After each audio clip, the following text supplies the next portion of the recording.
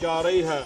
ਸੰਤ ਪ੍ਰੇਮ ਸਿੰਘ ਜੀ ਸਿੱਖ culture society ਦੇ ਸਮੁੱਚੇ ਸੇਵਾਦਾਰਾਂ ਵੱਲੋਂ ਭਾਵਨਾ ਸਹਿਤ ਮਹਾਂਪੁਰਖਾਂ ਨੂੰ ਯਾਦ ਕਰਦਿਆਂ ਉਹਨਾਂ ਦੇ ਬਰਸੀ ਦੇ ਸਮਾਗਮ ਵੱਡੇ ਪੱਧਰ ਦੇ ਉੱਤੇ ਗੁਰਦੁਆਰਾ ਸਿੱਖ ਕਲਚਰ ਸੋਸਾਇਟੀ ਵਿਖੇ 23 ਜੂਨ ਦਿਨ ਐਤਵਾਰ ਨੂੰ ਹੋਣਗੇ, ਜਿੱਥੇ ਸਵੇਰ ਦੇ ਸਮੇਂ ਸ਼੍ਰੀ ਅਖੰਡ ਪਾਠ ਸਾਹਿਬ ਦੇ ਭੋਗ ਪੈਣਗੇ। ਦਿਨ ਭਰ ਦੇ ਦੀਵਾਨਾਂ ਦੀਆਂ ਸੇਵਾਵਾਂ ਨਿਭਾਈਆਂ ਜਾਣਗੀਆਂ। ਉੱਚ ਕੋਟੀ ਦੇ ਨਾਮਵਰ ਕੀਰਤਨੀਏ ਕਥਾਵਾਚਕ ਢਾਡੀ ਕਵਿਸ਼ਰ ਪਹੁੰਚ ਰਹੇ ਹਨ। ਉੱਥੇ ਬਾਹਰ ਵਿਸ਼ੇਸ਼ ਤੌਰ ਤੇ ਸਟਾਲਾਂ ਦਾ ਪ੍ਰਬੰਧ ਕੀਤਾ ਜਾਏਗਾ ਔਰ ਬੱਚਿਆਂ ਵਾਸਤੇ ਪੰਘੂੜੇ ਵੀ ਲਗਾਏ ਜਾਣਗੇ। ਸੋ ਆਪ ਸਮੁੱਚੀਆਂ ਸੰਗਤਾਂ ਨੂੰ ਬੇਨਤੀ ਹੈ, ਭਾਈ ਮਹਾਂਪੁਰਖ ਸੰਤ ਬਾਬਾ ਪ੍ਰੇਮ ਸਿੰਘ ਜੀ ਮਰਾਰੇ ਵਾਲਿਆਂ ਦੀ ਬਰਸੀ ਦੇ ਸਮਾਗਮ ਵਿੱਚ 23 ਜੂਨ ਦਿਨ ਐਤਵਾਰ ਨੂੰ ਗੁਰਦੁਆਰਾ ਸਿੱਖ ਕਲਚਰ ਸੋਸਾਇਟੀ ਵਿਖੇ ਪਰਿਵਾਰਾਂ ਸਹਿਤ ਪਹੁੰਚੋ ਜੀ।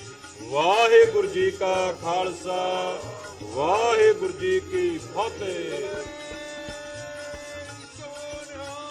ਸਤਿ ਸ੍ਰੀ ਅਕਾਲ।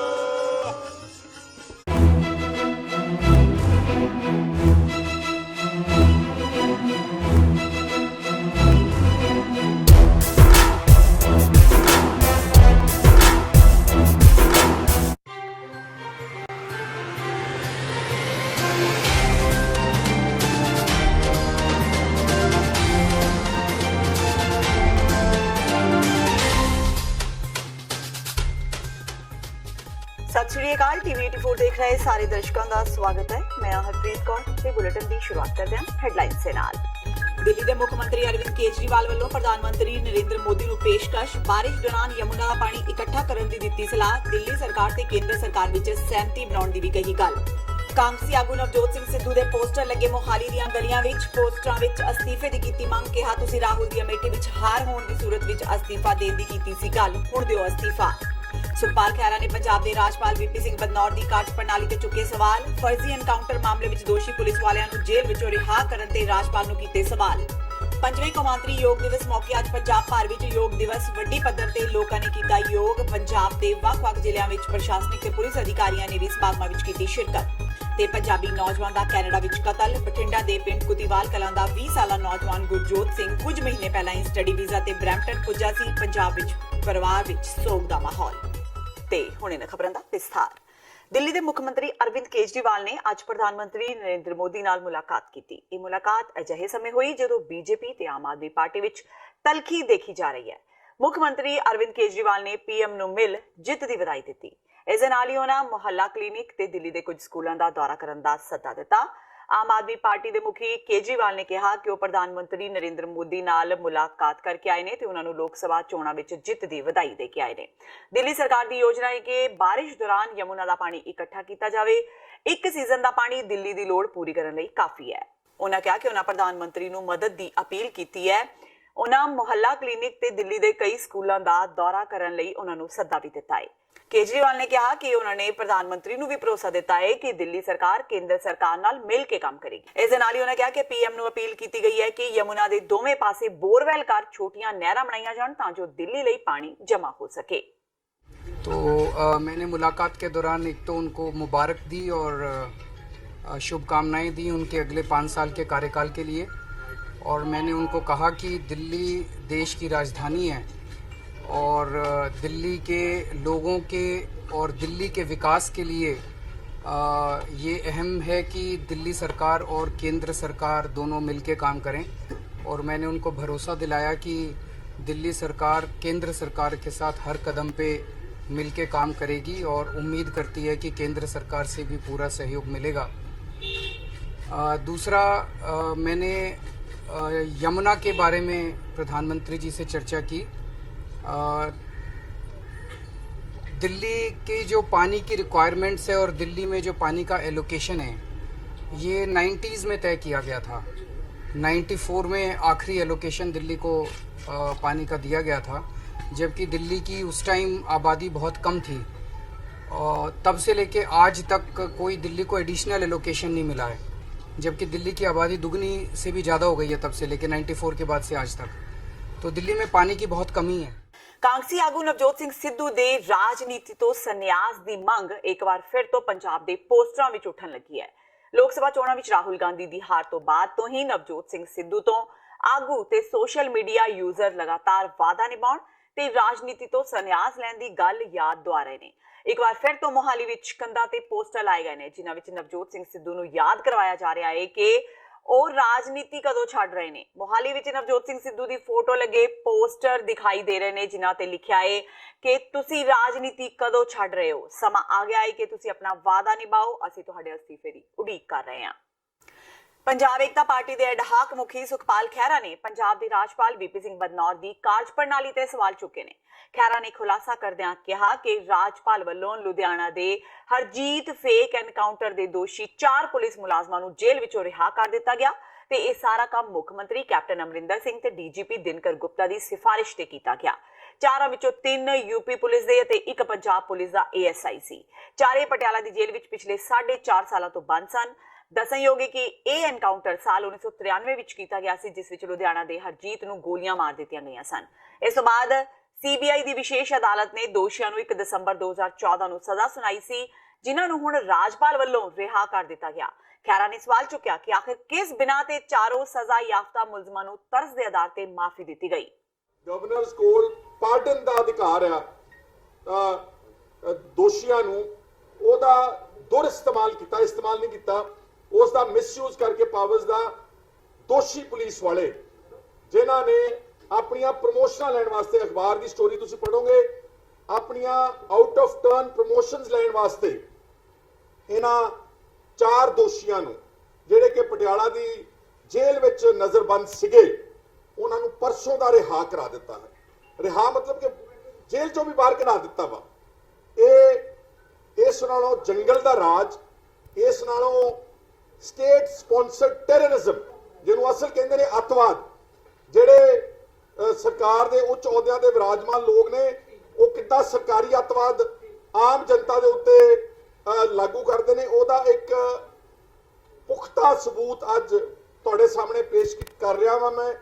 ਇਹਨਾਂ 4 ਨੂੰ ਪੰਜਾਬ ਦੇ ਗਵਰਨਰ ਨੇ, ਪੰਜਾਬ ਸਰਕਾਰ ਦਾ ADGP ਜੇਲਸ ਔਰ DGP ਪੰਜਾਬ ਪੁਲਿਸ ਦਿਨਕਰ ਗੁਪਤਾ ਦੀ ਰਿਕਮੈਂਡੇਸ਼ਨਸ ਤੇ of course with on the recommendations of the cabinet and chief minister Punjab ਇਹਨਾਂ 4 ਦੋਸ਼ੀਆਂ ਨੂੰ ਉਥੋਂ ਪਟਿਆਲੇ ਦੀ ਅਦਾਲਤ ਜੇਲ੍ਹ ਚੋਂ ਰਿਹਾ ਕਰਵਾ ਦਿੱਤਾ ਵਾ ਔਰ ਚੁੱਪ-ਚੁਪੀਤੇ ਕੀਤਾ। ਨਾ ਮੀਡੀਆ ਨੂੰ ਪਤਾ ਲੱਗਿਆ, ਨਾ ਲੋਕਾਂ ਨੂੰ ਪਤਾ ਲੱਗਿਆ।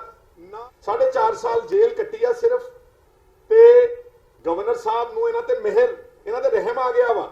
ਕਾਤਲਾਂ ਤੇ ਰਹਿਮ ਕੀਤਾ ਗਵਰਨਰ ਤੇ ਪੰਜਾਬ ਦੇ ਮੁੱਖ ਮੰਤਰੀ ਨੇ ਤੇ DGP ਪੰਜਾਬ ਪੁਲਿਸ ਨੇ ਕਾਤਲਾਂ ਤੇ ਮਿਹਰ ਕੀਤਾ, ਰਹਿਮ ਕੀਤਾ ਵਾ, ਆਪਣੀਆਂ ਪਾਵਰਸ ਦਾ ਦੁਰਉਪਯੋਗ ਕੀਤਾ। ਔਰ ਇਹ ਜਿਹੜਾ ਅਫਸਰ ਨੇ ਇਹਨਾਂ ਨੇ ਆਪਣੀ ਇਕਵਿਟਲ ਜਿਹੜੀ ਇਹਨਾਂ ਨੂੰ ਸਜ਼ਾ ਹੋਈ ਸੀ ਉਹਦੀ ਅਪੀਲ ਲਾਈ ਹੋਈ ਆ ਪੰਜਾਬ ਹਰਿਆਣਾ ਹਾਈ ਕੋਰਟ ਤੇ। ਇਹਦਾ ਮਤਲਬ ਪੰਜਾਬ ਹਰਿਆਣਾ ਹਾਈ ਕੋਰਟ ਦੀ ਕੋਈ ਬੁੱਕਤ ਨਹੀਂ ਗਈ, ਸੁਪਰੀਮ ਕੋਰਟ ਆਫ ਇੰਡੀਆ ਦੀ ਕੋਈ ਬੁੱਕਤ ਨਹੀਂ ਗਈ, CBI ਦੀ ਸਪੈਸ਼ਲ ਅਦਾਲਤ ਦੀ ਕੋਈ ਬੁੱਕਤ ਨਹੀਂ ਗਈ। ਕੱਲਾ ਇੱਕ ਵਿਅਕਤੀ ਪੰਜਾਬ ਦਾ ਗਵਰਨਰ, ਉਹ ਜਿਸ ਨੂੰ ਚਾਹੇ ਜਦੋਂ ਮਰਜ਼ੀ ਜੇਲ੍ਹ ਚੋਂ ਸਜ਼ਾ ਉਹਦੀ ਮਾਫ ਕਰ ਸਕਦਾ ਵਾ। ਆਮ ਆਦਮੀ ਪਾਰਟੀ ਪੰਜਾਬ ਦੇ ਆਗੂ ਤੇ ਸੁਨਾਮ ਤੋਂ ਵਿਧਾਇਕ ਅਮਨ ਅਰੋੜਾ ਨੇ ਪੰਜਾਬ ਲਈ ਸਟੇਟ ਵਾਟਰ ਪਾਲਿਸੀ ਬਣਾਉਣ ਤੇ ਅਮਲ ਵਿੱਚ ਲਿਆਉਣ ਦੀ ਮੰਗ ਕੀਤੀ ਹੈ। ਅਰੋੜਾ ਮੁਤਾਬਕ ਇਹ ਪਾਲਿਸੀ ਬਣਾਉਣੀ ਬੇਹੱਦ ਲਾਜ਼ਮੀ ਹੈ ਤਾਂ ਜੋ ਦਿਨ ਪ੍ਰਤੀ ਦਿਨ ਗੰਭੀਰ ਹੁੰਦੇ ਜਾ ਰਹੇ ਪਾਣੀ ਦੇ ਸੰਕਟ ਨਾਲ ਸਮਾਂ ਰਹਿੰਦਿਆਂ ਨਿਪਟਿਆ ਜਾ ਸਕੇ। ਪਾਰਟੀ ਹੈੱਡਕੁਆਰਟਰ ਵੱਲੋਂ ਜਾਰੀ ਬਿਆਨ ਰਾਹੀਂ ਅਮਨ ਅਰੋੜਾ ਨੇ ਮੁੱਖ ਮੰਤਰੀ ਕੈਪਟਨ ਅਮਰਿੰਦਰ ਸਿੰਘ ਵੱਲੋਂ ਸ਼ੁੱਕਰਵਾਰ 21 ਜੂਨ ਨੂੰ ਧਰਤੀ ਹੇਠਲੇ ਪਾਣੀ ਦੇ ਡਿੱਗ ਰਹੇ ਪੱਧਰ ਦੇ ਮੁੱਦੇ ਤੇ ਵਿਚਾਰ ਕਰਨ ਲਈ ਸੱਦੀ ਗਈ ਬੈਠਕ ਦਾ ਸਵਾਗਤ ਕਰਦਿਆਂ ਕਿਹਾ ਕਿ ਸੂਬਾ ਸਰਕਾਰ ਨੇ ਬਹੁਤ ਹੀ ਦੇਰੀ ਨਾਲ ਦਰੁਸਤ ਦਿਸ਼ਾ ਵੱਲ ਧਿਆਨ ਦੇਣਾ ਸ਼ੁਰੂ ਕੀਤਾ ਹੈ। ਉਹਨਾਂ ਕਿਹਾ ਕਿ ਕਿੰਨੀ ਮੰਦਭਾਗੀ ਗੱਲ ਹੈ ਕਿ ਖੇਤੀ ਪ੍ਰਧਾਨ ਤੇ ਦਰਿਆਵਾਂ ਦੀ ਇਸ ਸਰਜ਼ਮੀਨ ਲਈ ਪਿਛਲੇ 70 ਸਾਲਾਂ ਵਿੱਚ ਕਿਸੇ ਵੀ ਸਰਕਾਰ ਨੇ ਨਾ ਖੇਤੀ ਨੀਤੀ ਤੇ ਨਾ ਹੀ ਪਾਣੀ ਬਾਰੇ ਕੋਈ ਨੀਤੀ ਬਣਾਈ, ਜਿਸ ਦਾ ਖਮਿਆਜ਼ਾ ਅੱਜ ਭੁਗਤਣਾ ਪੈ ਰਿਹਾ ਹੈ।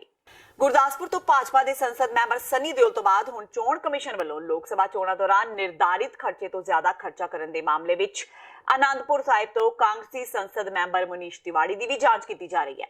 ਗੁਰਦਾਸਪੁਰ ਤੋਂ ਜੇਤੂ ਭਾਜਪਾ ਸੰਸਦ ਮੈਂਬਰ ਸਨੀ ਦਿਓਲ ਨੂੰ ਵੱਧ ਖਰਚੇ ਦੇ ਦੋਸ਼ਾਂ ਵਿੱਚ ਜ਼ਿਲ੍ਹਾ ਚੋਣ ਅਧਿਕਾਰੀ ਵੱਲੋਂ ਨੋਟਿਸ ਜਾਰੀ ਕੀਤੇ ਜਾਣ ਤੋਂ ਬਾਅਦ ਹੁਣ ਤਿਵਾੜੀ ਦੇ ਖਰਚੇ ਦੀ ਵੀ ਜ਼ਿਲ੍ਹਾ ਚੋਣ ਅਧਿਕਾਰੀ ਵੱਲੋਂ ਜਾਂਚ ਕੀਤੀ ਜਾ ਰਹੀ ਹੈ। ਅਗਲੇ 3-4 ਦਿਨਾਂ ਦੌਰਾਨ ਦੋਸ਼ਾਂ ਦੀ ਅਸਲੀਅਤ ਸਾਹਮਣੇ ਆਉਣ ਤੋਂ ਬਾਅਦ ਹੀ ਕਮਿਸ਼ਨ ਕੋਈ ਅਗਲੀ ਕਾਰਵਾਈ ਕਰੇਗਾ। ਵੱਧ ਖਰਚੇ ਦੇ ਦੋਸ਼ ਸਾਬਿਤ ਹੋਣ ਤੇ ਜੇਤੂ ਮੈਂਬਰਾਂ ਨੂੰ ਅਯੋਗ ਠਹਿਰਾਇਆ ਜਾ ਸਕਦਾ ਹੈ। ਪੰਜਾਬ ਦੇ ਮੁੱਖ ਚੋਣ ਅਧਿਕਾਰੀ ਡਾਕਟਰ ਕਰੁਣਾ ਰਾਜੂ ਦਾ ਕਹਿਣਾ ਹੈ ਕਿ ਨੋਟਿਸ ਜਾਰੀ ਹੋਣ ਦਾ ਅਰਥ ਕਾਰਵਾਈ ਨਹੀਂ ਮੰਨ ਲਿਆ ਜਾਣਾ ਚਾਹੀਦਾ। ਜ਼ਿਲ੍ਹਾ ਚੋਣ ਅਧਿਕਾਰੀਆਂ ਵੱਲੋਂ ਇਸ ਬਾਰੇ ਜਾਂਚ ਜਾਰੀ ਹੈ ਤੇ 30 ਜੂਨ ਤੋਂ ਬਾਅਦ ਹੀ ਸਪਸ਼ਟ ਹੋਵੇਗਾ ਕਿ ਆਖਿਰ ਸੱਚ ਕੀ ਹੈ। ਉਹਨਾਂ ਦੱਸਿਆ ਕਿ 45 ਦਿਨਾਂ ਤੱਕ ਇਸ ਦੀ ਰਿਪੋਰਟ ਭਾਰਤੀ ਚੋਣ ਕਮਿਸ਼ਨ ਤੱਕ ਭੇਜ ਦਿੱਤੀ ਜਾਏਗੀ। ਪੰਜਵੇਂ ਕੌਮਾਂਤਰੀ ਯੋਗ ਦਿਵਸ ਮੌਕੇ ਅੱਜ ਪੰਜਾਬ ਭਰ ਵਿੱਚ ਯੋਗ ਦਿਵਸ ਵੱਡੇ ਪੱਧਰ ਤੇ ਮਨਾਇਆ ਗਿਆ। ਯੋਗ ਦਿਵਸ ਮੌਕੇ ਪੰਜਾਬ ਦੇ ਸਾਰੇ ਜ਼ਿਲ੍ਹਿਆਂ ਵਿੱਚ ਜ਼ਿਲ੍ਹਾ ਪੱਧਰੀ ਸਮਾਰੋਹ ਕਰਵਾਏ ਗਏ, ਜਿੱਥੇ ਵੱਖ-ਵੱਖ ਰਾਜਨੀਤੀ ਪਾਰਟੀਆਂ ਦੇ ਆਗੂਆਂ ਤੇ ਜ਼ਿਲ੍ਹਾ ਪ੍ਰਸ਼ਾਸਨਿਕ ਅਧਿਕਾਰੀਆਂ ਨੇ ਸ਼ਮੂਲੀਅਤ ਕੀਤੀ। ਯੋਗ ਦਿਵਸ ਨੂੰ ਲੈ ਕੇ ਯੋਗ ਪ੍ਰੇਮੀਆਂ ਵਿੱਚ ਭਾਰੀ ਉਤਸ਼ਾਹ ਪਾਇਆ ਗਿਆ, ਜਿਨ੍ਹਾਂ ਨੇ ਇਨ੍ਹਾਂ ਸਮਾਰੋਹਾਂ ਵਿੱਚ ਵੱਡੀ ਗਿਣਤੀ ਵਿੱਚ ਸ਼ਮੂਲੀਅਤ ਕੀਤੀ। ਅੰਮ੍ਰਿਤਸਰ ਵਿੱਚ ਇਸ ਮੌਕੇ ਯੋਗ ਸਮਾਗਮ ਗੁਰੂ ਨਾਨਕ ਸਟੇਡੀਅਮ ਵਿੱਚ ਕਰਵਾਇਆ ਗਿਆ। ਪਟਿਆਲਾ ਜ਼ਿਲ੍ਹਾ ਪੱਧਰੀ ਸਮਾਗਮ ਥਾਪਰ ਯੂਨੀਵਰਸਿਟੀ ਵਿੱਚ ਕੀਤਾ ਗਿਆ। ਇਸ ਤੋਂ ਇਲਾਵਾ NIS ਬਾਰਾਦਰੀ ਗਾਰਡਨ ਤੇ ਹੋਰਨਾਂ ਥਾਵਾਂ ਤੇ ਸਮਾਗਮ ਕੀਤੇ ਗਏ। ਮੋਹਾਲੀ ਜ਼ਿਲ੍ਹੇ ਵਿੱਚ ਖੇਡ ਸਟੇਡੀਅਮ ਵਿਖੇ ਇਹ ਸਮਾਗਮ ਕਰਵਾਇਆ ਗਿਆ। ਦੱਸ ਦਈਏ ਕਿ ਭਾਰਤ ਵਿੱਚ योग अभ्यास की परंपरा तकरीबन 5000 साल पुरानी है। हमने यहाँ पर सीखा है कि हम कैसे अपने आप को फिट रख सकते हैं, how to maintain our health and how to gain physical fitness. So ऐसे हम सबको ज़्यादा नहीं, कम से कम हमें टाइम निकालना चाहिए, minimum 45 to 60 minutes. That's it.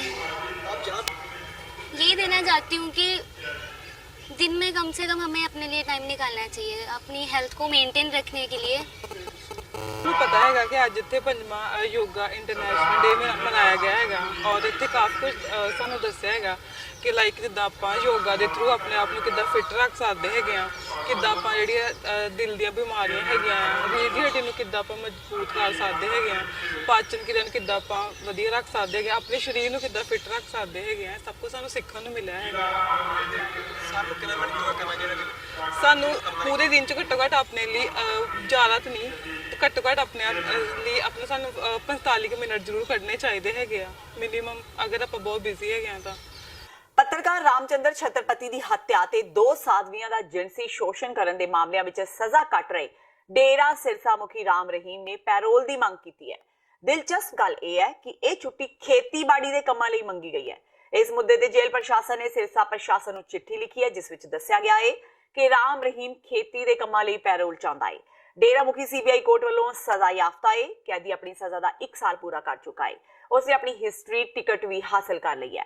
Parole ਬਾਰੇ ਮੰਗੀ ਸਿਫਾਰਿਸ਼ ਵਿੱਚ ਰਾਮ ਰਹੀਮ ਤੇ CBI ਵੱਲੋਂ ਪੱਤਰਕਾਰ ਕਤਲ ਮਾਮਲੇ ਵਿੱਚ ਦੋਸ਼ੀ ਹੋਣ ਤੋਂ ਇਲਾਵਾ 2 ਹੋਰ ਮਾਮਲਿਆਂ ਦਾ ਵੀ ਜ਼ਿਕਰ ਕੀਤਾ ਗਿਆ ਹੈ। ਇਸ ਤੋਂ ਬਾਅਦ ਸਿਰਸਾ ਪ੍ਰਸ਼ਾਸਨ ਦੀ ਰਿਪੋਰਟ ਤੋਂ ਬਾਅਦ ਰੋਹਤਕ ਜੇਲ੍ਹ ਰਾਮ ਰਹੀਮ ਨੂੰ ਪੈਰੋਲ ਦੇਣ ਤੇ ਫੈਸਲਾ ਕਰੇਗੀ। ਉਂਝ ਸੂਤਰਾਂ ਦੀ ਮੰਨੀਏ ਤਾਂ ਰਾਮ ਰਹੀਮ ਨੂੰ ਪੈਰੋਲ ਦੇਣ ਦੀ ਸਿਫਾਰਿਸ਼ ਨਹੀਂ ਕੀਤੀ ਜਾਵੇਗੀ, ਇਸ ਲਈ ਕਾਨੂੰਨੀ ਵਿਵਸਥਾ ਦਾ ਹਵਾਲਾ ਦਿੱਤਾ ਜਾਵੇਗਾ।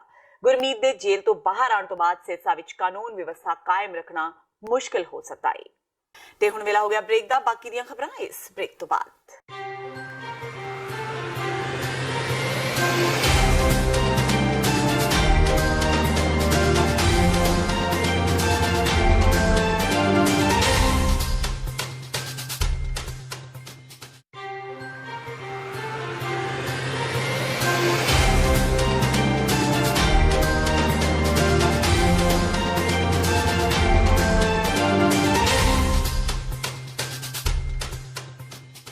ਬ੍ਰੇਕ ਤੋਂ ਬਾਅਦ TV 84 ਦੇ ਖਬਰਾਂ ਦੇ ਬੁਲੇਟਿਨ ਵਿੱਚ ਸਵਾਗਤ ਹੈ। ਵਧਦੇ ਹਾਂ ਅਗਲੀ ਖਬਰ ਵੱਲ।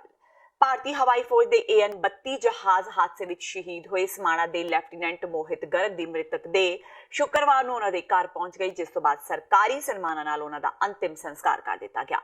ਅੰਤਿਮ ਸੰਸਕਾਰ ਮੌਕੇ ਵੱਡੀ ਗਿਣਤੀ ਵਿੱਚ ਫੌਜੀ ਅਧਿਕਾਰੀ ਤੇ ਜਵਾਨ ਉੱਥੇ ਮੌਜੂਦ ਸਨ। ਮ੍ਰਿਤਕ ਦੇਹ ਦੇ ਦਰਸ਼ਨਾਂ ਲਈ ਵੱਡੀ ਗਿਣਤੀ ਵਿੱਚ ਭੀੜ ਜੁਟ ਗਈ। ਪਰਿਵਾਰਕ ਮੈਂਬਰਾਂ ਦੀ ਹਾਲਤ ਨੇ ਲੋਕਾਂ ਨੂੰ ਭਾਵੁਕ ਕਰ ਦਿੱਤਾ। 27 ਸਾਲਾ ਫਲਾਈਂਗ ਲੈਫਟੀਨੈਂਟ ਮੋਹਿਤ ਗਰਗ ਦੇ ਸਮਾਣਾ ਵਿਖੇ ਅੰਤਿਮ ਸੰਸਕਾਰ ਮੌਕੇ ਹਵਾਈ ਫੌਜ ਦੇ ਅਧਿਕਾਰੀਆਂ ਨੇ ਸ਼ਹੀਦ ਦੀ ਧਰਮ ਪਤਨੀ ਨੂੰ ਕੌਮੀ ਝੰਡਾ ਤੇ ਸ਼ਹੀਦ ਦੀ ਕੈਪ ਸਪੁਰਦ ਕੀਤੀ। ਕੈਪਟਨ ਸਰਕਾਰ ਦੇ ਸਰਪਲਸ ਬਿਜਲੀ ਦੇ ਦਾਅਵਿਆਂ ਦੀ ਫੂਕ ਨਿਕਲਦੀ ਨਜ਼ਰ ਆ ਰਹੀ ਹੈ। ਪਾਵਰਕਾਮ ਵੱਲੋਂ ਅਣਐਲਾਨੇ ਕੱਟ ਕਾਰਨ ਲੋਕਾਂ ਵਿੱਚ ਰੋਸ ਹੈ। ਅੱਜ ਵੀ ਪਟਿਆਲਾ ਵਿੱਚ ਵਪਾਰ ਮੰਡਲ ਤੇ truck and bus body builder association ਵੱਲੋਂ ਪੱਤਰਕਾਰਾਂ ਨਾਲ ਗੱਲਬਾਤ ਦੌਰਾਨ ਕੈਪਟਨ ਸਰਕਾਰ ਦੀਆਂ ਨੀਤੀਆਂ ਤੇ ਸਵਾਲ ਚੁੱਕੇ ਗਏ। ਉਹਨਾਂ ਕਿਹਾ ਕਿ ਪਾਵਰਕਾਮ ਦੇ CMD ਨੇ ਬਿਆਨ ਵਿੱਚ ਕਿਹਾ ਸੀ ਕਿ ਪੰਜਾਬ ਪਾਵਰ ਸਰਪਲਸ ਸੂਬਾ ਹੈ ਤੇ ਇੰਡਸਟਰੀਅਲ ਤੇ ਕਿਸਾਨਾਂ ਨੂੰ ਝੋਨੇ ਦੀ ਬਿਜਾਈ ਲਈ 8 ਘੰਟੇ ਬਿਜਲੀ ਸਪਲਾਈ ਰੈਗੂਲਰ ਦਿੱਤੀ ਜਾਵੇਗੀ ਤੇ ਕਿਸੇ ਵੀ ਸੈਕਟਰ ਵਿੱਚ ਕੋਈ ਕੱਟ ਨਹੀਂ ਲਗਾਇਆ ਜਾਵੇਗਾ। ਪਰ ਇਸ ਦੇ ਬਾਵਜੂਦ 15 ਜੂਨ ਤੋਂ ਕਿਸਾਨਾਂ ਨੂੰ ਬਿਜਲੀ ਸਪਲਾਈ ਸ਼ੁਰੂ ਹੋਣ ਤੋਂ ਬਾਅਦ ਲਗਾਤਾਰ ਪੰਜਾਬ ਵਿੱਚ ਅਣਐਲਾਨੇ ਬਿਜਲੀ ਦੇ ਕੱਟ ਜਾਰੀ ਨੇ, ਜਿਸ ਕਾਰਨ ਲੋਕ, ਵਪਾਰੀ ਤੇ ਹਰ ਵਰਗ ਵਿੱਚ ਰੋਸ ਹੈ। ਉਹਨਾਂ ਕਿਹਾ ਕਿ ਕੱਟਾਂ ਕਾਰਨ ਫੈਕਟਰੀਆਂ ਵਿੱਚ ਲੇਬਰ ਵਿਹਲੀ ਬੈਠੀ ਰਹਿੰਦੀ ਹੈ, ਪਰ ਉਹਨਾਂ ਨੂੰ ਲੇਬਰ ਦਾ ਖਰਚਾ ਪੈ ਰਿਹਾ ਹੈ। ਉਹਨਾਂ ਮੰਗ ਕੀਤੀ ਕਿ ਇਸ ਸਮੱਸਿਆ ਦਾ ਸਰਕਾਰ ਠੋਸ ਹੱਲ ਲੱਭ ਕੇ ਇਸ ਸਮੱਸਿਆ ਤੋਂ ਨਿਜਾਤ ਦਿਵਾਵੇ। ਪਹਿਲਾਂ ਪਾਵਰ ਕਾਰਪੋਰੇਸ਼ਨ ਦੇ CMD ਸਾਹਿਬ ਨੇ ਸਟੇਟਮੈਂਟ ਦਿੱਤੀ ਸੀ ਕਿ ਐਗਰੀਕਲਚਰ ਸੈਕਟਰ ਦੇ ਵਿੱਚ ਲਾਈਟ ਜਿਹੜੀ ਅਸੀਂ 8 ਘੰਟੇ ਸਪਲਾਈ ਦੇਵਾਂਗੇ, ਉਸ ਦੇ ਬਾਵਜੂਦ ਇੰਡਸਟਰੀ ਨੂੰ ਕਿਸੇ ਕਿਸਮ ਦੀ ਕਮੀ ਨਹੀਂ ਆਉਣ ਦੇਵਾਂਗੇ ਬਿਜਲੀ ਦੀ। ਪਰ ਉਹਨਾਂ ਦੇ ਬਿਆਨ ਤੋਂ ਉਲਟ ਜਿਹੜਾ ਪੰਜਾਬ ਦੇ ਵਿੱਚ 4-4 5-5 ਘੰਟੇ ਕੱਟ ਲੱਗ ਰਿਹਾ ਹੈ, ਜਿਹਦੇ ਨਾਲ ਇੰਡਸਟਰੀ ਔਰ ਆਮ ਜਨਤਾ ਜਿਹੜੀ ਹੈ ਬਹੁਤ ਪਰੇਸ਼ਾਨ ਹੈ। ਅਸੀਂ ਸਰਕਾਰ ਨੂੰ ਅਪੀਲ ਕਰਦੇ ਹਾਂ ਵੀ ਆਪਣੇ ਵਾਅਦੇ ਦੇ ਮੁਤਾਬਕ ਪੂਰੀ ਬਿਜਲੀ ਦੀ ਸਪਲਾਈ ਦੇਣ ਤਾਂ ਕਿ ਇੰਡਸਟਰੀ ਨੂੰ ਜਿਹੜੀ ਹੈ ਪਰੇਸ਼ਾਨੀ ਨਾ ਆਵੇ। ਪ੍ਰਧਾਨ ਜੀ, ਜਿਹੜੇ ਲੋਕਾਂ ਦੇ ਬਿਜਲੀ ਦੇ ਰੇਟ ਵਧੇ ਨੇ, ਬੋਝ ਪਿਆ, ਉਹਦੇ ਬਾਰੇ ਕੀ ਕਹਿੰਦੇ? ਉਹਦੇ ਬਾਰੇ ਪਹਿਲਾਂ ਹੀ ਵਪਾਰੀ ਤੇ ਆਮ ਜਨਤਾ ਜਿਹੜੀ ਹੈ ਬਹੁਤ ਪਰੇਸ਼ਾਨ ਹੈ। ਉਹਦੇ ਵਾਸਤੇ ਵੀ ਜਿਹੜਾ ਵਪਾਰੀ ਔਰ ਆਮ ਜਨਤਾ ਸੜਕਾਂ 'ਤੇ ਆਈ ਹੋਈ ਹੈ, ਸੰਘਰਸ਼ ਜਾਰੀ ਹੈ ਵੀ ਬਿਜਲੀ ਦੇ ਰੇਟ ਜਿਹੜੇ ਵਧਾਏ ਨੇ ਉਹ ਵਾਪਸ ਲਿੱਤੇ ਜਾਣ, ਪਰ ਸਰਕਾਰ 'ਤੇ ਅਜੇ ਤੱਕ ਕਿਸੇ ਕਿਸਮ ਦਾ ਕੋਈ ਅਸਰ ਨਹੀਂ ਹੋਇਆ। ਸਰਕਾਰ ਨੇ ਵਾਅਦਾ ਕੀਤਾ ਸੀ ਕਿ ਬਿਜਲੀ ਤੁਹਾਨੂੰ ਸਸਤੀ ਦਿੱਤੀ ਜਾਊਗੀ, ਮਹਿੰਗਾਈ ਵਧੀ ਹੈ, ਲੋਕਾਂ ਦਾ ਬਹੁਤ ਬੁਰਾ ਹਾਲ ਹੈ, ਕੀ ਕਹਿੰਦੇ? ਗੱਲ ਇਹ ਹੈ ਵੀ ਇਲੈਕਸ਼ਨ ਸੀਗਾ, ਇਲੈਕਸ਼ਨ ਜਿੱਤਣ ਦੇ ਲਈ ਸਰਕਾਰ ਨੇ ਵਾਅਦੇ ਤਾਂ ਕਰ ਲਏ, ਪਰ ਹਕੀਕਤ ਇਹ ਹੈ ਵੀ ਉਹਨਾਂ ਦੇ ਉਲਟ ਚੱਲ ਰਹੇ ਹੈ। ਬਿਜਲੀ ਦੇ ਰੇਟ ਵੱਧ ਗਏ, ਹੁਣ ਅੱਗੇ ਬੱਸਾਂ ਦੇ ਕਿਰਾਏ ਵਧਾਉਣ ਜਾ ਰਹੇ ਨੇ, ਹੋਰ ਇਹਨਾਂ ਦੇ ਕਈ ਤਰ੍ਹਾਂ ਦੇ ਟੈਕਸ ਲਾਉਣੇ ਨੇ। ਇੱਕ ਇਹਨਾਂ ਨੇ ਪ੍ਰੋਫੈਸ਼ਨਲ ਟੈਕਸ ਲਾਤਾ, ਜਿਹੜਾ ਇਨਕਮ ਟੈਕਸ ਅਸੈਸੀ ਹੈ ਉਹਨੂੰ 200 ਰੁਪਏ ਮਹੀਨਾ, 2400 ਰੁਪਏ ਸਾਲ ਦਾ ਜਿਹੜਾ ਅਲੱਗ ਤੋਂ ਟੈਕਸ ਲਾਤਾ। ਉਹਦੇ ਵਾਸਤੇ ਵੀ ਅਸੀਂ ਡਿਮਾਂਡ ਉੱਠੀ ਵੀ ਹੈ ਵਪਾਰੀਆਂ ਦੀ ਤਰਫ ਤੋਂ ਵੀ ਉਸ ਨੂੰ ਵਾਪਸ ਲਿੱਤਾ ਜਾਵੇ, ਪਰ ਸਰਕਾਰ ਨੇ ਅਜੇ ਤੱਕ ਕੋਈ ਸਟੇਟਮੈਂਟ ਨਹੀਂ ਜਾਰੀ ਕੀਤੀ ਉਸ ਸੰਬੰਧੀ। ਬਠਿੰਡਾ ਦੇ ਪਿੰਡ ਕੁਤੀਵਾਲ ਕਲਾਂ ਦੇ ਰਹਿਣ ਵਾਲੇ 20 ਸਾਲਾ ਨੌਜਵਾਨ ਗੁਰਜੋਤ ਸਿੰਘ ਦੀ ਕੈਨੇਡਾ ਦੇ ਬਰੈਂਪਟਨ ਵਿੱਚ ਗੋਲੀਆਂ ਮਾਰ ਕੇ ਕਤਲ ਕਰਨ ਦੀ ਖਬਰ ਹੈ। ਘਟਨਾ ਮੰਗਲਵਾਰ ਦੀ ਰਾਤ ਲਗਭਗ ਪੌਣੇ 11 ਵਜੇ ਦੀ ਹੈ, ਜਦੋਂ ਗੁਰਜੋਤ ਸਿੰਘ ਨੂੰ ਮਕੱਲਮ ਕੋਟਸ ਇਲਾਕੇ ਵਿੱਚ ਅਣਪਛਾਤਿਆਂ ਨੇ 2 ਗੋਲੀਆਂ ਮਾਰ ਕੇ ਕਤਲ ਕਰ ਦਿੱਤਾ। ਗੋਲੀਆਂ ਲੱਗਣ ਮਗਰੋਂ ਗੁਰਜੋਤ ਨੂੰ ਉਸ ਦੇ ਨੇੜਲੇ ਲੋਕਾਂ ਨੇ ਤੁਰੰਤ ਹਸਪਤਾਲ ਪਹੁੰਚਾਇਆ, ਜਿੱਥੇ ਉਸ ਦੀ ਮੌਤ ਹੋ ਗਈ। ਦੱਸਿਆ ਗਿਆ ਹੈ ਕਿ ਗੁਰਜੋਤ ਸਿੰਘ ਹੁਣੇ 3 ਮਹੀਨੇ ਪਹਿਲਾਂ ਹੀ ਆਈਲੈਟਸ ਕਰਕੇ ਕੈਨੇਡਾ ਗਿਆ ਸੀ। ਉਸ ਦੇ ਕਤਲ ਪਿੱਛੇ ਕਿਸ ਦਾ ਹੱਥ ਹੈ, ਇਸ ਬਾਰੇ ਅਜੇ ਤੱਕ ਕੋਈ ਵੀ ਜਾਣਕਾਰੀ ਸਾਹਮਣੇ ਨਹੀਂ ਆਈ। ਬਠਿੰਡਾ ਦੇ ਪਿੰਡ ਕੁਤੀਵਾਲ ਵਿਖੇ ਗੁਰਜੋਤ ਦੇ ਪਰਿਵਾਰ ਵਿੱਚ ਉਸ ਦੀ ਮੌਤ ਦੀ ਖਬਰ ਮਿਲਣ ਮਗਰੋਂ ਭਾਰੀ ਸੋਗ ਦਾ ਮਾਹੌਲ ਹੈ। ਪਰਿਵਾਰ ਮੁਤਾਬਕ ਗੁਰਜੋਤ ਨੇ ਲੰਘੇ ਦਿਨੀ ਹੀ ਪਰਿਵਾਰ ਨਾਲ ਗੱਲ ਵੀ ਕੀਤੀ ਸੀ ਤੇ 1 ਦਿਨ ਬਾਅਦ ਗੁਰਜੋਤ ਦੇ ਕਤਲ ਦੀ ਖਬਰ ਆ ਗਈ। ਪੀੜਤ ਪਰਿਵਾਰ ਵੱਲੋਂ ਪੰਜਾਬ ਤੇ ਕੇਂਦਰ ਸਰਕਾਰ ਕੋਲੋਂ ਗੁਰਜੋਤ ਦੀ ਦੇਹ ਨੂੰ ਛੇਤੀ ਭਾਰਤ ਵਾਪਸ ਲਿਆਉਣ ਦੀ ਮੰਗ ਕੀਤੀ ਜਾ ਰਹੀ ਹੈ। ਸਾਡੇ ਕੋਲ ਤਾਂ ਫੋਨ ਆਇਆ ਸੀਗਾ ਜੀ ਉੱਥੋਂ ਬਾਹਰੋਂ ਹੀ। ਹਾਂਜੀ, ਉਹਨੇ ਦੱਸਿਆ ਸੀ ਕਿ ਇਸ ਤਰ੍ਹਾਂ ਤੁਹਾਡੇ ਬੱਚੇ ਦੀ ਪਿੱਛੋਂ ਤੋਂ ਗੋਲੀਆਂ ਲੱਗ ਗਈਆਂ ਤੇ ਉਹਦਾ ਮਰਡਰ ਹੋ ਗਿਆ, ਬਸ ਇੰਨਾ ਹੀ ਦੱਸਿਆ ਸਾਨੂੰ। ਤੁਸੀਂ ਬਾਅਦ ਚ ਸੰਪਰਕ ਕਰਨ ਦੀ ਕੋਸ਼ਿਸ਼ ਕੀਤੀ? ਹਾਂਜੀ, ਬਾਅਦ ਚ ਕਿਸੇ ਨਾਲ ਨਹੀਂ ਹੋਇਆ ਜੀ। ਕਦੋਂ ਫੋਨ ਆਇਆ ਸੀ? ਫੋਨ ਇਹਦਾ ਪਰਸੋਂ ਆਇਆ ਸੀ ਜੀ। ਹਾਂਜੀ, ਕਿੰਨਾ ਟਾਈਮ ਪਹਿਲਾਂ? ਇਹ ਕੱਲ ਆਇਆ ਸੀ ਜੀ, ਕੱਲ ਆਇਆ ਸੀ ਫੋਨ। ਹਾਂ, ਕੱਲ 2:30 ਵਜੇ ਦਾ ਟਾਈਮ ਸੀਗਾ ਜੀ। ਉਸ ਤੋਂ ਬਾਅਦ ਕੋਈ ਪ੍ਰਸ਼ਾਸਨ ਦਾ ਕੋਈ ਅਧਿਕਾਰੀ ਜਾਂ ਕੋਈ ਜਾਣਕਾਰੀ? ਕੋਈ ਸਾਡੇ ਕੋਲ ਨਹੀਂ, ਕੋਈ ਨਹੀਂ ਆਇਆ ਸਾਡੇ ਕੋਲ। ਤੁਹਾਡੇ ਵੱਲੋਂ ਕੋਸ਼ਿਸ਼ ਕੀਤੀ ਗਈ? ਹਾਂਜੀ, ਅਸੀਂ ਤਾਂ ਕਰ ਹੀ ਰਹੇ ਹਾਂ ਕੋਸ਼ਿਸ਼। ਅਸੀਂ ਤਾਂ ਪੁਲਿਸ ਨਾਲ ਸੰਪਰਕ ਕਰ ਰਹੇ ਹਾਂ ਜੀ, ਉਧਰ ਦੀ ਪੁਲਿਸ ਨਾਲ ਸੰਪਰਕ ਕਰ ਰਹੇ ਹਾਂ। ਅੰਮ੍ਰਿਤਸਰ ਦੇ ਪਿੰਡ ਤੇੜਾ ਖੁਰਦ ਵਿੱਚੋਂ ਰਾਤੋਂ ਰਾਤ ਗਾਇਬ ਹੋਏ ਪੂਰੇ ਪਰਿਵਾਰ ਦੇ ਮਾਮਲੇ ਵਿੱਚ ਇੱਕ ਵੱਡਾ ਖੁਲਾਸਾ ਹੋਇਆ ਹੈ। ਘਰ ਦੇ ਮੁਖੀ ਹਰਵੰਤ ਸਿੰਘ ਨੇ ਹੀ ਆਪਣੇ ਧੀ ਪੁੱਤਰਾਂ ਤੇ ਪਤਨੀ ਨੂੰ ਕਤਲ ਕਰ ਨਹਿਰ ਵਿੱਚ ਸੁੱਟ ਦਿੱਤਾ ਸੀ, ਜਿਨ੍ਹਾਂ ਵਿੱਚੋਂ ਪਤਨੀ ਤੇ ਛੋਟੇ ਪੁੱਤਰ ਦੀਆਂ ਲਾਸ਼ਾਂ ਮਿਲ ਗਈਆਂ ਨੇ। ਹਰਵਿੰਦਰ ਦੀ ਪਤਨੀ ਦਵਿੰਦਰ ਕੌਰ ਦੀ ਲਾਸ਼ ਕੱਲ ਹੀ ਨਹਿਰ ਵਿੱਚੋਂ ਮਿਲ ਗਈ ਸੀ, ਜਦਕਿ ਛੋਟੇ ਬੇਟੇ ਲਵਰੂਪ ਦੀ ਲਾਸ਼ ਅੱਜ ਮਿਲੀ। ਪੁਲਿਸ ਮੁਤਾਬਕ ਹਰਵੰਤ ਸਿੰਘ ਦੇ ਕਿਸੇ ਔਰਤ ਨਾਲ ਨਾਜਾਇਜ਼ ਸਬੰਧ ਸਨ, ਜਿਸ ਕਰਕੇ ਘਰ ਵਿੱਚ ਕਲੇਸ਼ ਰਹਿੰਦਾ ਸੀ। ਇਸੇ ਕਾਰਨ ਹਰਵੰਤ ਨੇ ਆਪਣੇ ਇੱਕ ਭਾਂਜੇ ਨਾਲ ਮਿਲ ਸੁੱਤੇ ਪਏ ਪਰਿਵਾਰ ਦਾ ਕਤਲ ਕਰ ਦਿੱਤਾ ਤੇ ਲਾਸ਼ਾਂ ਨੂੰ ਬੋਰੀਆਂ ਵਿੱਚ ਪਾ ਕੇ ਨਹਿਰ ਵਿੱਚ ਸੁੱਟ ਦਿੱਤਾ। ਪੁਲਿਸ ਮੁਤਾਬਕ ਦੋਵੇਂ ਦੋਸ਼ੀ ਅਜੇ ਫਰਾਰ ਨੇ, ਜਿਨ੍ਹਾਂ ਦੀ ਗ੍ਰਿਫਤਾਰੀ ਤੋਂ ਬਾਅਦ ਅਗਲੀ ਕਾਰਵਾਈ ਅਮਲ ਵਿੱਚ ਲਿਆਂਦੀ ਜਾਵੇਗੀ। ਪੁਲਿਸ ਤੇ BSF ਦੇ ਤੈਰਾਕ ਹਰਵੰਤ ਦੇ ਵੱਡੇ ਲੜਕੇ ਤੇ ਲੜਕੀ ਦੀਆਂ ਲਾਸ਼ਾਂ ਨਹਿਰ ਵਿੱਚੋਂ ਲੱਭ ਰਹੇ ਨੇ, ਜਦਕਿ ਪੁਲਿਸ ਵੱਲੋਂ ਦੋਸ਼ੀਆਂ ਦੀ ਭਾਲ ਕੀਤੀ ਜਾ ਰਹੀ ਹੈ। ਪਿੰਡ ਤੇੜਾ ਖੁਰਦ ਦੇ ਵਿੱਚ ਹਰਵੰਤ ਸਿੰਘ ਦੇ 16-17 ਦੀ ਰਾਤ ਨੂੰ ਪਰਿਵਾਰਕ ਮੈਂਬਰ ਗੁੰਮ ਹੋ ਗਏ ਸੀ, ਜਿਨ੍ਹਾਂ ਨੇ ਗੁੰਮਸ਼ੁਦਗੀ ਦੀ ਇਤਲਾਹ ਦਿੱਤੀ ਸੀ, ਜਿਸ ਨੂੰ ਗੰਭੀਰਤਾ ਨੂੰ ਦੇਖਦਾ ਹੋਇਆ ਮਿਤੀ 19 ਤਰੀਕ ਨੂੰ ਮੁਕੱਦਮਾ ਨੰਬਰ 64 ਅੰਡਰ ਸੈਕਸ਼ਨ 365 IPC ਦਰਜ ਕੀਤਾ ਗਿਆ ਔਰ DSP ਜਨਾਲਾ ਜੀ ਤੇ ਉਹਨਾਂ ਦੀ ਪਾਰਟੀ ਵੱਲੋਂ ਸਾਰੇ ਜਿਹੜੀ ਇਹਨੂੰ ਤਲਾਸ਼ ਕਰਨ ਤੇ ਇੱਕ ਜਿਹੜੀ ਨਹਿਰ 'ਚੋਂ ਬੋਡੀ ਮਿਲੀ ਆ। ਹਾਂਜੀ, ਬਾਕੀ ਬੋਡੀਆਂ ਦੀ ਤਲਾਸ਼ ਕੀਤੀ ਜਾ ਰਹੀ ਆ।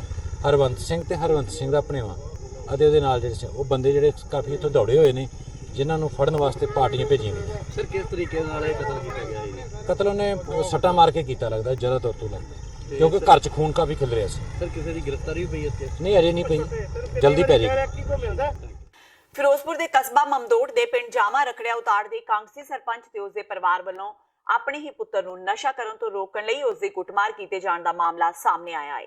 ਕੁੱਟਮਾਰ ਕਰਦਿਆਂ ਕਾਂਗਸੀ ਸਰਪੰਚ ਨੇ ਪੁਲਿਸ ਤੇ ਨਸ਼ਾ ਤਸਕਰਾਂ ਨਾਲ ਮਿਲੀ ਭੁਗਤ ਦੇ ਦੋਸ਼ ਲਗਾਉਂਦਿਆਂ ਕਿਹਾ ਕਿ ਪੁਲਿਸ ਨਸ਼ਾ ਤਸਕਰਾਂ ਖਿਲਾਫ ਕੋਈ ਕਾਰਵਾਈ ਨਹੀਂ ਕਰ ਰਹੀ।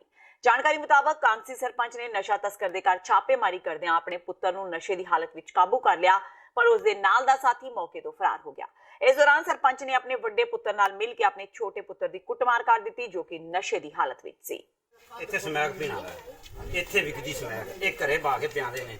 ਮੈਂ ਇੱਕ ਦਿਨ SHO ਨੂੰ ਕਿਹਾ ਵੀ ਸਾਡੇ ਨਾਲ ਚੱਲੋ, ਤੁਹਾਨੂੰ ਮੇਰਾ ਬੇਟਾ ਬੜਾ ਮੇਰਾ ਨੁਕਸਾਨ ਕਰਤਾ, 20-30 ਲੱਖ ਰੁਪਏ ਨੁਕਸਾਨ ਕਰਤਾ, 2 ਗੱਡੀਆਂ ਭੰਨਤੀਆਂ ਨਵੀਆਂ, ਜਿੱਥੇ ਮਰਜ਼ੀ ਮਾਰ ਦੇਣੀ, ਜੋ ਮਰਜ਼ੀ। ਮੈਂ ਕਿਹਾ ਮੇਰੇ ਨਾਲ ਚਲੋ, ਮੈਂ ਬੜਾ ਦੁਖੀ ਹਾਂ, ਜੇ ਮੈਡੀਕਲ ਤੋਂ ਨਸ਼ਾ ਗੋਲੀਆਂ ਫੜਨੀਆਂ ਤਾਂ ਚੱਲੋ। ਨਹੀਂ ਜੀ, ਕੋਈ ਨਹੀਂ ਆਇਆ, ਕਹਿੰਦੇ ਜੀ ਅਸੀਂ ਡਰੱਗ ਇੰਸਪੈਕਟਰ ਤੋਂ ਬਿਨਾਂ, ਖੁਦ SHO ਨੇ ਆਖਿਆ ਮੈਂ ਡਰੱਗ ਇੰਸਪੈਕਟਰ ਤੋਂ ਬਿਨਾਂ ਨਹੀਂ ਜਾਣਾ। ਫਿਰ ਉਹਨਾਂ ਪੁਲਿਸ ਵਾਲਿਆਂ ਨੂੰ SHO ਨੇ ਇਹ ਗੱਲ ਕਹੀ ਵੀ ਤੁਸੀਂ ਨਹੀਂ ਜਾਣਾ ਨਸ਼ਾ ਫੜਨਾ, ਡਰੱਗ ਇੰਸਪੈਕਟਰ ਤੋਂ ਬਗੈਰ ਪੰਗਾ ਨਾ ਲੈ ਲਿਓ। ਫਿਰ ਮੈਂ ਅੱਜ ਅਸੀਂ ਵੇਖਿਆ ਸਾਡਾ ਮੁੰਡਾ ਸਵੇਰ ਦਾ ਘਰੇ ਨਹੀਂ, ਕਿੱਥੇ ਫੋਨ ਆਇਆ ਕਿੱਥੇ ਗਿਆ। ਅਸੀਂ ਇਹਦੇ ਘਰੇ ਆਏ, ਅੰਦਰ ਪੀਂਦਾ ਅਸੀਂ ਫੜਿਆ, ਜੰਦਰੇ ਲਾ ਲੈਣੇ, ਅਸੀਂ ਕੁੱਟਿਆ ਮਾਰਿਆ, ਜੰਦਰੇ ਲਾ ਲੈਣੇ, ਉੱਤੋਂ ਦੀ ਨਿਕਲ ਗਿਆ। ਜੋਗਾ ਸਿੰਘ ਜਿਹੜਾ ਵੇਚਦਾ ਉੱਤੋਂ ਦੀ ਨਿਕਲ ਗਿਆ। ਅਸੀਂ ਇੱਥੇ ਆਪਦੇ ਮੁੰਡੇ ਨੂੰ ਆਏ ਕੁੱਟਿਆ, ਅੰਦਰ ਤਾੜੀ ਰੱਖਿਆ, ਪੁਲਿਸ ਕੋਲ ਗਿਆ, ਘੰਟਾ ਲੱਗ ਗਿਆ, ਪੁਲਿਸ ਨਹੀਂ ਆਈ, ਉਹਨੇ ਨੂੰ ਛਾਲ ਮਾਰ ਕੇ। ਤੁਸੀਂ ਪਿੰਡ ਦੇ ਕੀ ਮੋਤਬਾਰ ਹੋ? ਪਿੰਡ ਦਾ ਸਰਪੰਚ ਜਾਮਾ ਰਖਿਆ ਤਾੜ ਦਾ ਜੀ। ਮੈਂ SHO ਅੱਗੇ ਰਿਕਵੈਸਟ ਕੀਤੀ ਮੇਰੇ ਨਾਲ ਚੱਲੋ, ਪਰ ਉਹ ਕਹਿੰਦਾ ਡਰੱਗ ਇੰਸਪੈਕਟਰ ਤੋਂ ਬਿਨਾਂ ਨਾਲ ਨਹੀਂ ਜਾਂਦਾ। ਸਾਨੂੰ SSB ਕਹਿੰਦਾ ਸਾਨੂੰ ਫੜਾਓ, ਤੇ ਅਸੀਂ ਕੀ ਕਰੀਏ ਦੱਸੋ? ਬੜੇ ਦੁਖੀ ਹਾਂ। ਜੇ ਸਾਡਾ ਮੁੰਡਾ ਮਰ ਗਿਆ ਕੌਣ ਜ਼ਿੰਮੇਵਾਰ ਹੈ? ਦੇਖੋ ਜੀ, ਤੁਸੀਂ ਮੇਰੇ ਨੋਟਿਸ 'ਚ ਗੱਲ ਲੈਂਦੀ ਹੈ, ਫਿਲਹਾਲ ਮੈਨੂੰ ਇਸ ਬਾਰੇ ਇਨਫੋਰਮੇਸ਼ਨ ਨਹੀਂ ਮਿਲੀ। ਉਹਨਾਂ ਦੇ ਮਾਂ-ਬਾਪ ਨਾਲ ਵੀ ਮੈਂ ਕੰਟੈਕਟ ਕਰਤਾ ਔਰ SHO ਵੀ ਉਹਦਾ ਪਤਾ ਕਰਦਾ ਨਾ, ਔਰ ਆਪਾਂ ਇਹ ਦੇਖਾਂਗੇ ਕਿ ਕਿਸ ਤਰੀਕੇ ਨਾਲ ਬੱਚੇ ਨੂੰ ਮਿਲਾਂਗੇ ਅਸੀਂ, ਕਿ ਕਿਹੜੀ ਕੀ ਉਹਦੀ ਸਟੇਜ ਹੈ ਔਰ ਕਿਸ ਤਰ੍ਹਾਂ ਦਾ ਆਪਾਂ ਉਹਨੂੰ ਟ੍ਰੀਟ ਕਰ ਸਕਦੇ ਹਾਂ।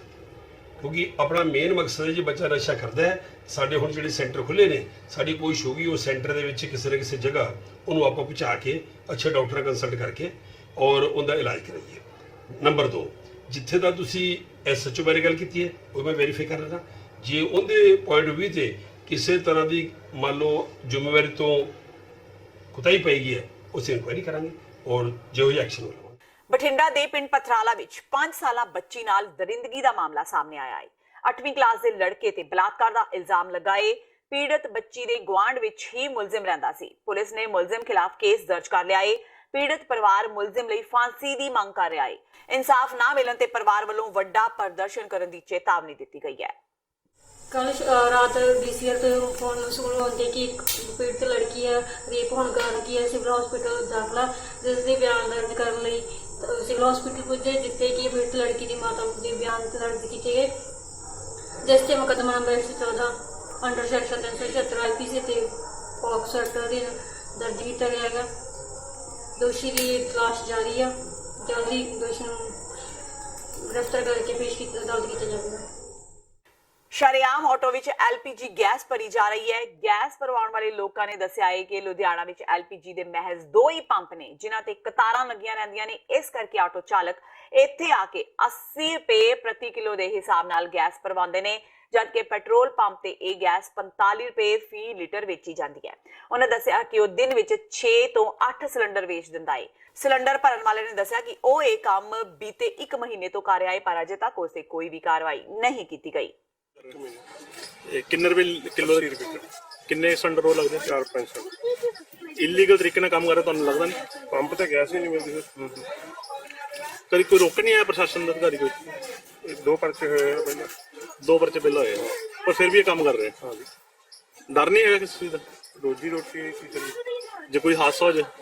ਹਾਦਸਾ ਹੋਣ ਵਾਲਾ ਹੈ ਹੀ ਨਹੀਂ, ਕੰਮ ਬਾਹਰ ਓਪਨ ਚ ਹਾਦਸਾ ਹੁੰਦਾ, ਡਰ ਨਹੀਂ। ਅਗਰ ਹੋ ਜਾਂਦਾ ਕੌਣ ਜ਼ਿੰਮੇਵਾਰ? ਅੱਜ ਤੱਕ ਹੋਇਆ ਨਹੀਂ ਹੈ। ਵਿਜੀਲੈਂਸ ਵਿਭਾਗ ਨੇ ਫਿਰੋਜ਼ਪੁਰ ਦੇ ਥਾਣਾ ਅਮੀਰ ਖਾਸ ਦੇ SHO ਗੁਰਿੰਦਰ ਸਿੰਘ ਨੂੰ 23,000 ਰੁਪਏ ਦੀ ਰਿਸ਼ਵਤ ਲੈਂਦਿਆਂ ਰੰਗੇ ਹੱਥੀ ਕਾਬੂ ਕੀਤਾ ਹੈ। ਪਿੰਡ ਸੁਖੇਰਾ ਦੇ ਸ਼ਿਕਾਇਤਕਰਤਾ ਕਰਨੈਲ ਸਿੰਘ ਮੁਤਾਬਕ ਅਮੀਰ ਖਾਸ ਦੇ ਥਾਣੇਦਾਰ ਨੇ ਇੱਕ ਮਾਮਲੇ ਵਿੱਚ ਕਾਰਵਾਈ ਕਰਨ ਲਈ 1 ਲੱਖ ਰੁਪਏ ਦੀ ਰਿਸ਼ਵਤ ਮੰਗੀ ਸੀ, ਜਿਸ ਦੇ ਬਾਅਦ ਕਰਨੈਲ ਸਿੰਘ ਨੇ ਇਸ ਦੀ ਸ਼ਿਕਾਇਤ ਵਿਜੀਲੈਂਸ ਨੂੰ ਦਿੱਤੀ। ਸ਼ੁੱਕਰਵਾਰ ਨੂੰ ਜਦੋਂ ਕਰਨੈਲ ਸਿੰਘ ਨੇ SHO ਅਮੀਰ ਖਾਸ ਨੂੰ 23,000 ਰੁਪਏ ਦੀ ਰਿਸ਼ਵਤ ਦਿੱਤੀ ਤਾਂ ਵਿਜੀਲੈਂਸ ਨੇ ਗਵਾਹਾਂ ਦੇ ਨਾਲ ਇੰਸਪੈਕਟਰ ਨੂੰ ਰੰਗੇ ਹੱਥੀ ਕਾਬੂ ਕਰ ਲਿਆ। ਸਾਰੀ ਜਾਣਕਾਰੀ SSP ਵਿਜੀਲੈਂਸ ਹਰਗੋਬਿੰਦ ਸਿੰਘ ਨੇ ਪ੍ਰੈਸ ਗੱਲਬਾਤ ਦੌਰਾਨ ਦਿੱਤੀ। ਤੇ ਇਹ ਸਨ ਹੁਣ ਤੱਕ ਦੀਆਂ ਖਬਰਾਂ। ਜਾਂਦੇ ਜਾਂਦੇ ਇੱਕ ਵਾਰ ਫੇਰ ਨਜ਼ਰ ਮਾਰਦੇ ਹਾਂ ਮੁੱਖ ਖਬਰਾਂ ਤੇ।